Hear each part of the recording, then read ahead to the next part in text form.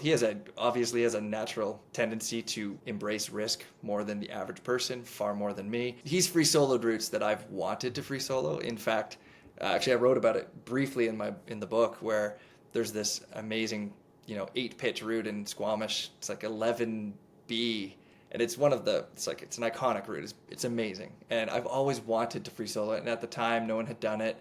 And then he came along one summer and went on a rampage and ticked that route. And I was like, oh, thank God. Now I don't have to do Right, it. you're off the hook.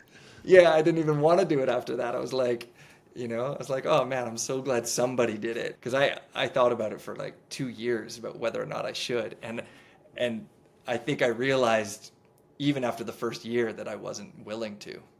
So anyway, I was really glad that he did it. Like, is there a difference in calculation that's made? Like, do you feel like he's 100% on everything, or he just has a higher tolerance for 98%, whereas you, 98% just isn't high enough? It needs to be 100. That's a really good question. I don't have the answer to that. I think it's a little bit of both. Hmm.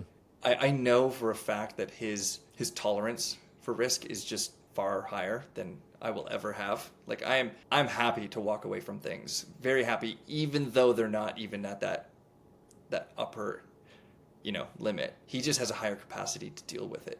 It might be a combination of more volume. He's climbed so much in his life. Like Right. even when he was young, like he climbed a lot. And even though I've climbed a lot, he probably has more volume, especially at this point. I think I'm referring to years past. I mean, for sure to this point, when you look at all the stuff, the volume climbing that he's done, I mean, it is astronomical. Before I forget it, I'm curious on the experience for you of free soloing compared to climbing. As somebody, I haven't done any free soloing myself, and I don't think I have the temperament for it. Um, Although, I scramble, and so some people from the outside, it may be like, oh, it's all just like such a matter of perspective. But Yeah. what's the experience for you like when you're out free soloing compared to doing roped climbs? Every climb is a different experience. Every decade of my life has been a different experience. Um, when I was in my mid 20s and trying to explore my limit of free soloing, my comfort limit, it was unbelievable. Very much like a drug, actually. Hmm. Like very memorable, very deeply like satisfying. But again, the risk versus the reward became less and less as I got a little bit older, as I got into a really serious relationship. I was like, Sure. time with her is so much better. Like the drug I got from my relationship was better than the drug I got from free soloing. And so Right. that just slowly kind of went away. And I still free solo to this day. I just don't have the desire to be so out there as I once did. You know, Yeah. I wanted to feel where I could be at 100% confident in doing that move. Like we were kind of talked about, I was kind of like 98, 99% sure, but I was like 99.99% sure I could down climb. That's what it came down to, is like I knew I could down climb more likely than do this move. Even if it was a fraction of a percentage, I knew there was a better chance. And so I opted for that one. And by the time I got to the ground, I was so pumped. It was like the deepest. I didn't intend to down climb it, so I wasn't as prepared, but I knew that I could tap into it. When I was pushing free soloing, it was just such a liberating and free experience. And I still crave that, but just on much lower route, like 10A, 10B.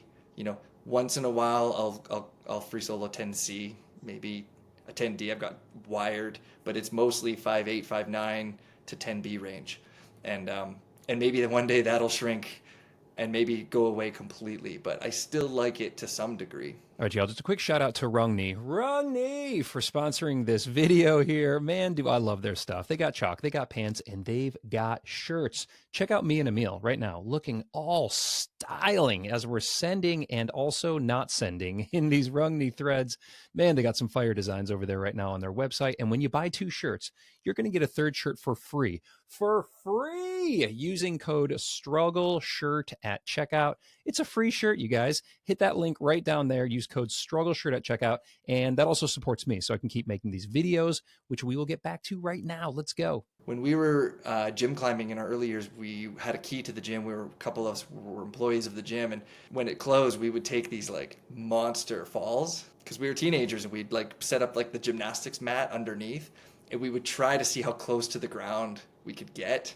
So we'd have like, we knew exactly like how many arm lengths of rope. We'd like, okay, we'd measure it out, and then we'd like skim the ground and pick our feet up to like, and so we did this so much that like I was taking like 35-foot falls in the gym, and I think that translated outside because I knew what to expect. Like when you fall outside, if you don't fall regularly and you don't take big falls, it's terrifying, the thought of taking a fall outside. But when you'd practice indoors a lot, I knew the trajectory my body would take. Like even when you're off, like, if you're off by 5 degrees from your last piece, like that you're not going to fall in this weird physically impossible way and hit a ledge. You're going to fall down and then over, right? So you start to learn trajectory, and that was a big learning curve for me. So when it came to pushing like harder trad climbs and bigger runouts, I had confidence because I'd experienced it, and then I also had a foundation of strength that I had built up for years,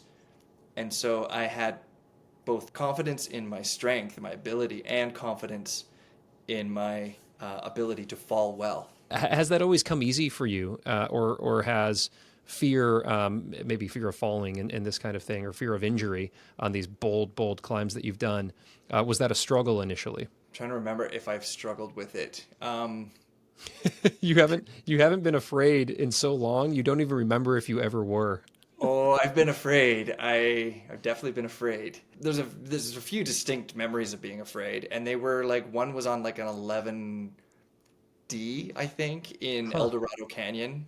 I can't remember the name of it now. It was so long ago, but I was warming up on it because all the other routes were occupied, and I was like, oh, this thing's 511 in the book, but it was also 511 like RX rated, and I didn't really pay much attention to that, and it was stupid of me. Like in retrospect, it was like I got myself into some trouble because I was putting in mediocre gear thinking that better gear would come, Right. and it just never came. And then all of a sudden I'm like at the crux, couldn't down climb over this little roof because I couldn't see my foothold, and I had gear that I didn't trust, that I didn't think was going to hold me from hitting the ground. There was no way out. I tried to go left and right to get off the route to escape, and I couldn't down climb. And then I'm over gripping. I'm terrified, and I had to go up, and I did the crux, but it was very marginal. Like it was very marginal. So that was a terrifying moment, and our good reality check to not be so, I don't know if the word would be optimistic that. Right. I was like, especially if a route is rated R or X. Yeah, maybe. Yeah, that's where I kind of got into trouble there.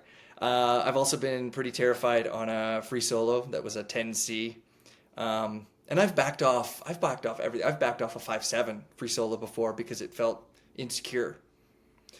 So I have struggled with it. I'm certainly probably middle of the pack. I just like calculated risk for the most part. Like people seen some of the routes and they're like, well, it can be managed for the most part. If you approach it with the right mindset and the right analytics, you can manage the risk quite well, in my opinion. Where I've gotten into trouble is when a lot of free soloing stuff where I could either do one move to easier climbing, or I could do like reverse 100 moves back to the ground. And you're like, okay, do I just commit to this one move that I wasn't 100%, I was like 98% sure that I was going to do it, but I wasn't 100. And I chose to down climb all the way back to the ground. I was like super pumped because I was quite high up the route. And so moments like that where you kind of find yourself at this crossroad, sometimes unexpectedly. And those are the moments that terrify me the most. The calculated moments, I would say, are far less scary because I've already done the math for the most part in my head. Right.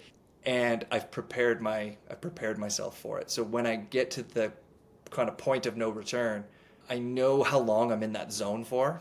But when it happens unexpectedly because you didn't prepare in any way, shape, or form, that's when it's the most dangerous, in my opinion. Hey, if you like this video, check out what I got going on over on Patreon. I've got over 100 hours of videos and bonus episodes with the absolute biggest names in rock climbing, from Adam Ondra to Magnus Mitbo, Alex Honnold, basically everybody under the sun. They're all right there, and you can watch them for free right now with a 7-day trial.